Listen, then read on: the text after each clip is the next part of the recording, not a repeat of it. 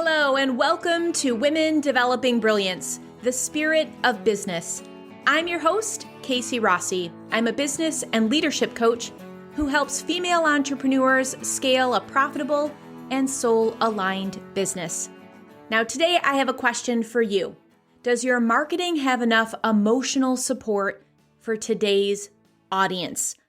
I love this question. I think that we're really going to pull out some very thought-provoking ideas that are going to help you improve your marketing, build your list, and actually have more satisfaction in your work. So it is not new news that we are challenged with global disruptions from the pandemic, affecting our health, our well-being, really bringing death and loss that we have to process.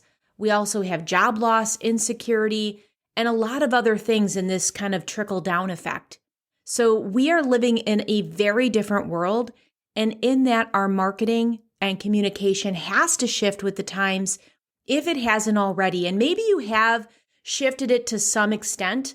I know that, it was more of a shock factor last March when we were all addressed with this and really even weren't that aware of all that it was going to entail when it first came on the scene.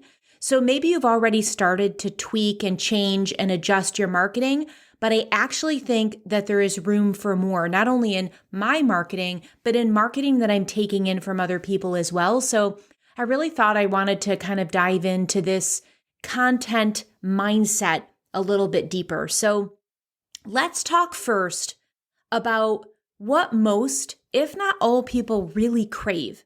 And remember, in times of uncertainty and discomfort, these desires and these qualities increase tenfold, in my opinion. We want something really that we can control and that's going to soothe our soul. So let's think for a minute what people really want.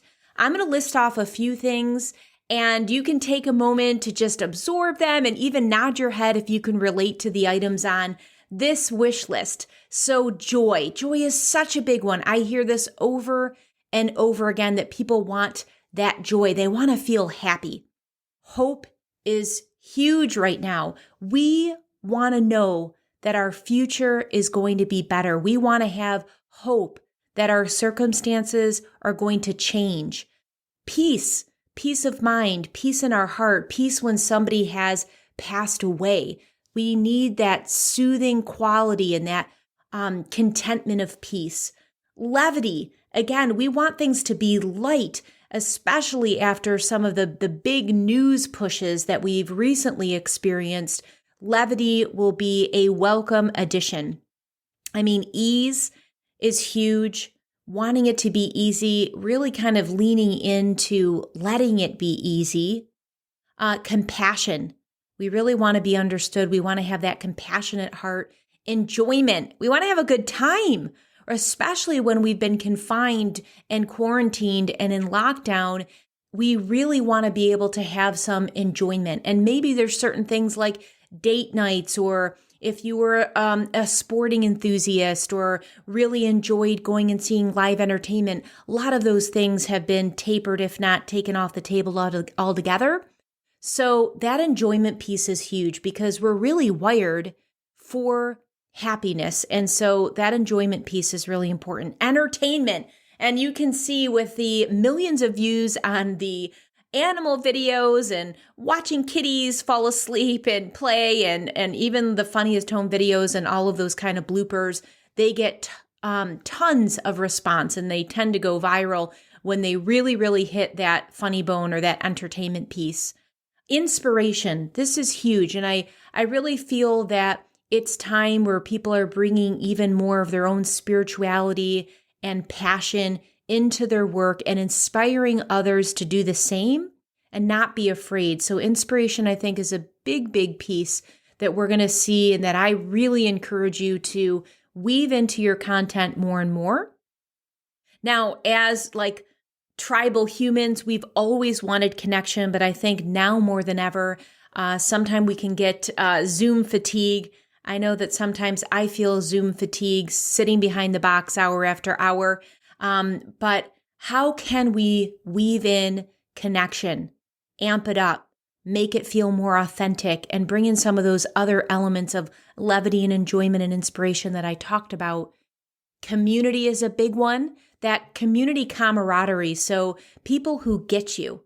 I think that we're looking for people that have more similarities and passions as we do. Like, it's not enough maybe to just be with women entrepreneurs. And this is what I'm feeling in my own personal life too. Like, for me, it's like, okay, years ago, or when I was, in the startup stage, just being around other entrepreneurs was enough, right? Just to see like their thought process and get some of the big questions answered. And then I kind of honed it down that I wanted to be more around women entrepreneurs, because women entrepreneurs have different challenges that they were addressing. And I was really interested in how they were stepping into their power more, how they were breaking through their self-imposed glass ceilings, or how they were dissolving limiting beliefs that they weren't as good as their men counterparts. So as I continue to kind of progress further along my entrepreneurial journey, that started to actually whittle down. It's almost like we're creating our own self niche. Like we have a niche for our business, but it's almost like we're niching down who we want to connect with. And so that really became to like, I wanted somebody that had give back, baked into their work. So it went from entrepreneurs to female entrepreneurs that had a spiritual component, that had mission laced in their work, that had give back baked into their work. And really it's progressing even further where they're risk takers. They're not afraid to share their opinion. They're not afraid to be a rebel and to be thought leaders carving unique paths and breaking through the sea of sameness. So as I continue to grow and want these things for my own self, that community camaraderie also kind of shifts. It shifts based on what I want, based on people that are really devoted to that Kaizen philosophy of never-ending improvement. So you might actually start with whittling or refining your content calendar after you do some personal reflection on what it means to you and what you're cultivating now. Like, what are those core values that you're really leaning into in your own personal life? So back to the list, freedom is huge. Choice is huge, especially for those that just went through our recent election time. That is something that I think we leaned into feeling more blessed or more, our voice matters more than ever. I know that a lot more people came out to vote in the US than ever before. And so I think that that choice aspect is something you can really, really think about. How could that even overlay into your offerings? So maybe that looks like, let's just bring it down to a practical piece here. When we're looking at just choice, it can look like possibly doing your content in a way that varies based on the platform. So for example, maybe you're going to do a live stream, but then you're going to transcribe the live stream and put that on your blog. So you're kind of giving a choice to your followers. If they prefer more of the reading aspect of taking in the content, they have that there. If they prefer more of the video, they can watch you on YouTube, and you can even splinter that content more and do your podcast. So how can you kind of bake in choice into what you're even offering folks?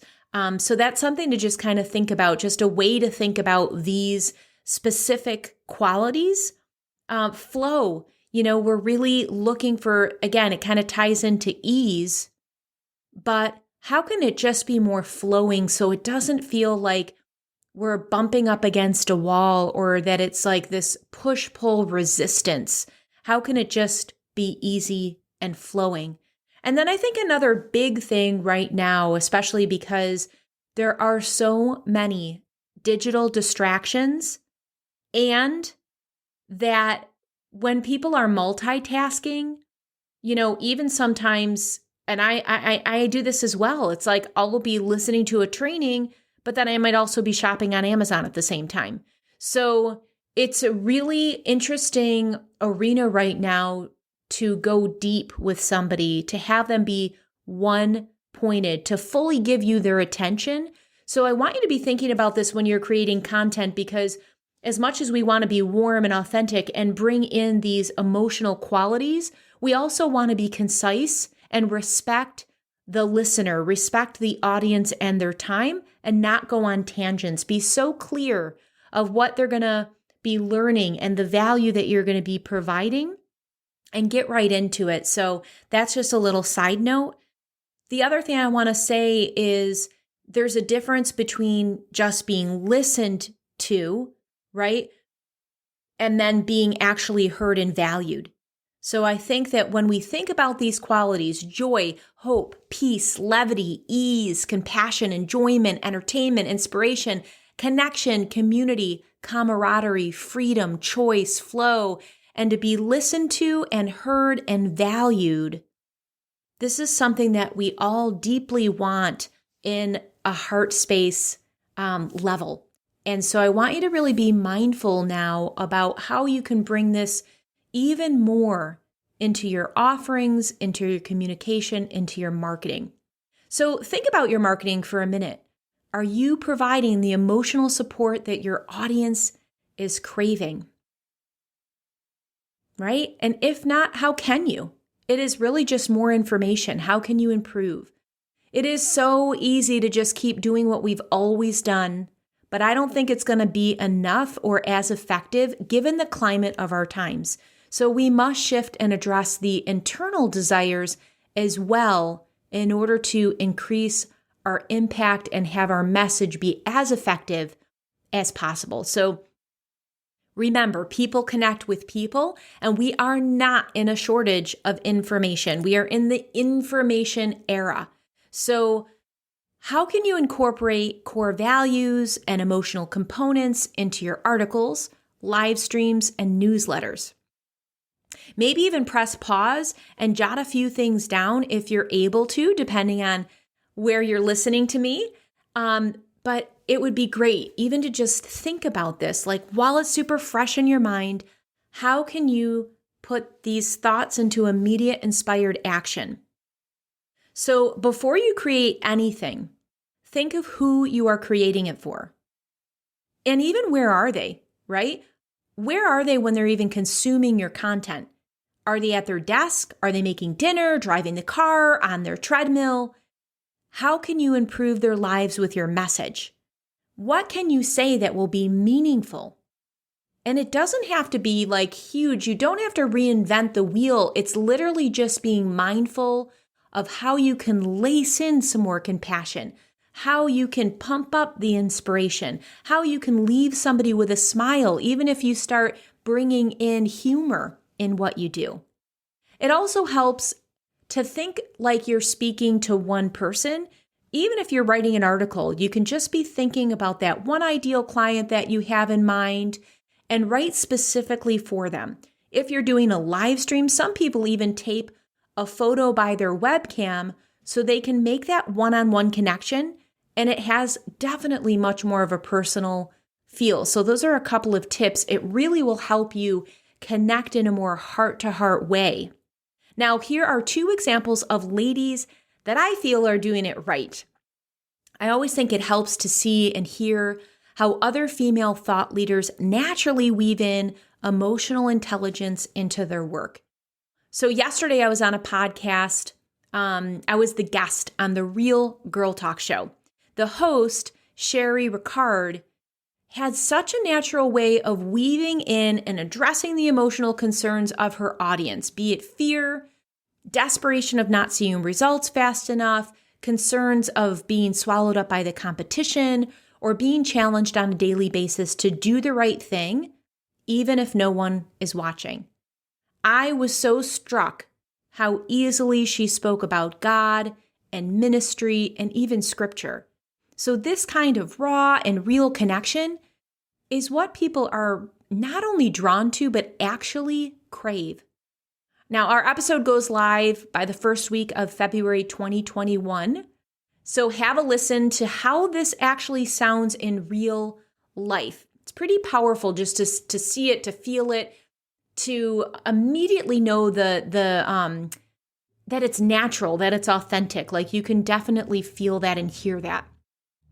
Now, one thing to keep in mind, even if you are far down the entrepreneurial path, it's important to meet your clients where they are and empathize with the point that they're at. We can't lose track of perspective no matter how many commas are on our balance sheet. So Carrie Green is an exemplar of doing such a great job at this. She is the founder of the Female Entrepreneurial Association. She's an author, and she is also the creator of the wildly successful membership club. Now, despite making bank, which she does, and being a respected leader in her space, when you watch one of her videos, she feels like your girlfriend, like your biz bestie, like you're on the same wavelength and that she can relate to your challenges as if they were her own. It's pretty incredible. So, whose marketing is touching your heart and why? What emotional elements do they weave in their storytelling, videos, or blog posts? And how can you be more conscious of bringing that to the forefront of your content? I guarantee that not only will it help you grow your audience, but your work satisfaction is also going to increase because it is like a positive ripple effect of feeling good feelings. So when you feel good, you make other people feel good. When they feel good, it's just like on and on and on. I love it. It's like compound interest, but on an emotional level. And who doesn't want more of that? So as always, we continue the conversations here started on the podcast in my Women Developing Brilliance Facebook group. So I invite you to head over there and let me know your thoughts on today's episode. Let me know how you are going to weave in emotional elements, being very aware and mindful of what the audience and what the current climate of today's world is, what the audience needs, what the climate is. I'm so interested in how you are going to apply this into your business. So also, I recently created a new free mini training called the Emerging Leaders Quick Start Guide. It has concise videos and tools to help you unlock 3 secrets that you need to joyfully thrive. You can grab it at kcrossi.com/guide. And I'll pop that freebie link in the show notes. Thank you so much for being here. I can't tell you how much I appreciate you and your time. Until next week, my friend, breathe joy.